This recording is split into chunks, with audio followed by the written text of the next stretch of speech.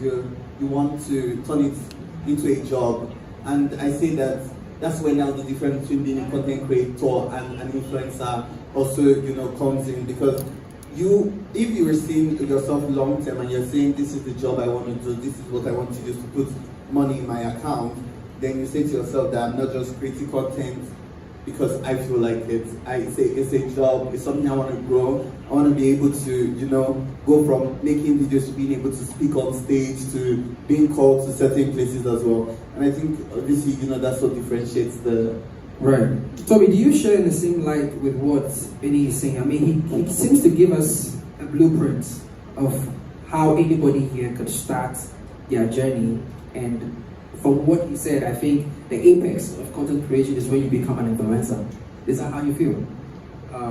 Yes, very much so. I would say every influencer is a content creator, like every influencer on social media, because I have a say. And it can then transcend into purchasing power. So if I come out and say, oh, I only drink this water, people say, okay, we're only going to drink this water. So I think being a content creator is, I wouldn't say the beginning stage, because at the end of the day, I'm still a content creator, but it is a primary stage before you become an influencer. And like Eni said, it's not, you don't wake up and become an influencer. It takes time. I say to build an audience that truly listens to you, they're not going to listen to you in one day. They're not going to listen to you after 1 week. It's not one viral video. It's a community of people that are waiting for you, that are looking out for you. So it's not, I see so many young people want to be influencers, but most times they're like, oh, how do you do it so quick? And if you're here and you're thinking like that, my love, there's no quick way. I'm going to be honest, I did this for 4 years. There's no quick way. But to do it every day. When I met Eni, that was like 4 years ago, Eni told me, if you show up for yourself, as a content creator every day, like you're working with a bank, you're going to be famous. Wow. And it's 4 years later. And we're in Ghana talking about influencing. So, yeah. Wow, that's so inspiring. Eronini, I mean, Tobe mentions, the ability to go viral just one day, and that still is not enough to make an influencer.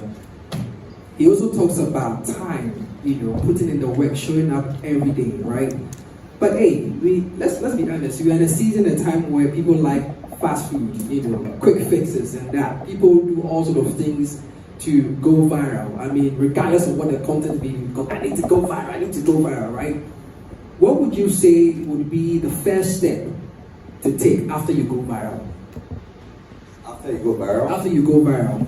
Are you putting out videos, you just 2 likes, 3 likes, 4 likes, then one video, boom, 100,000 likes, 100,000 followers.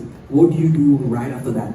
Okay, just like Tobe said, he said there's no shortcuts. I think it's the consistency that matters. Right. And also the fear, because a lot of people get scared at that point. Would I be able to hit a viral video again? So you just have to be consistent, you have to be creative, you have to, collaborate, and yeah, you should be good. Yeah. You want to answer? Just to also add, I think also the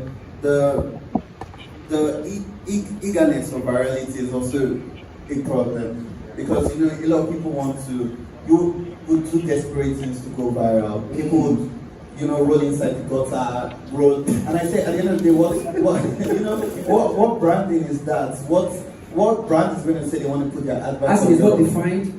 They're trying everything at this point. So again, at the end of the day, fame without money is the worst thing that can happen to you. You don't want to be rich. You don't want to be popular and poor. I can see you. Right. It's because you cannot get a normal job because everybody knows you. You'll be shy. You want to be able to build a brand that an advertiser can say, oh, this is where I want to put my my money on. Yeah. And at the end of the day, that's what makes it different, is that you're not looking for virality, because at the end of the day, that's just in the surface level of it. It's a job, it's a work. There's a reason why you dress a certain way, there's a reason why you want to look a certain way.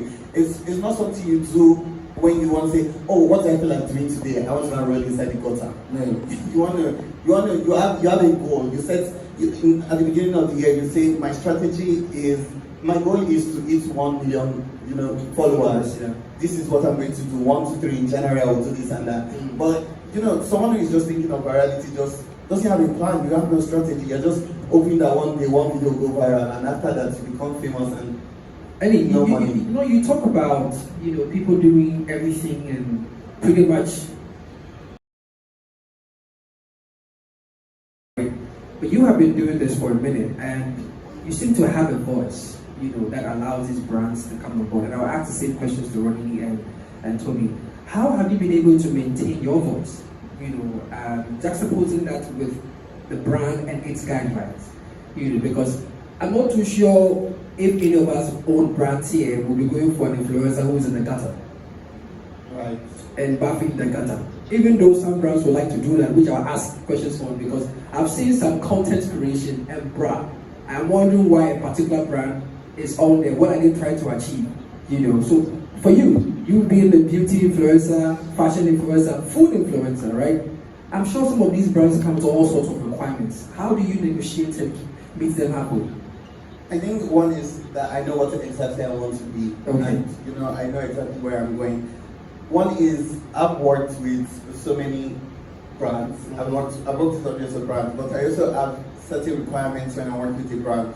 But I'm not saying when you're starting out, you come up with any new brand. You must do this and no. At a particular point in time, it's the same way when you're starting out as a maybe level 1 banker. It's a different way you treat someone who has been in the game for a number of years. And so you have experience and you have the expertise as well. Wow. Because you grow in the business. So I also know what to tell a brand and what not to tell a brand. I also know what brand to say immediately no to and what brand to say yes to. And also, that's why I say at the end of the day, it becomes a job. So at the beginning of it, you may not have an assistant, you may not have a manager, you may not have, people who are thinking at the back for you. But when you reach a certain stage as well, you have a talent manager who's going to advise you. Because, in this space, again, there is no assurance that you're going to be here next year. You only pray and hope, and you're trying that you're going to be here next year. And we've seen people also, be very famous. I mean, the next year they're not famous anymore. And everybody, it goes viral, this person says they're broke. And so you grow to needing a manager who can help you say, I think you should invest your money here. I think you should do this and that because you want the sustenance of your brand as well. And so I think expertise and experience is what really determines the sustainability of your brand and also the direction and navigation of which brands as well. Well, it looks like we have more coming up after this break. You are still watching the Pulse Influencer Summit, and I'm talking to Eni, Tobe, as well as Eronini. We are discussing the difference between content creation and influencer marketing. As you can see, there are 2 chairs that I need to fill, and I'll fill them after this break. Don't go nowhere. Hey baby. Hi mom. Okay, I'm trying to go. Yeah.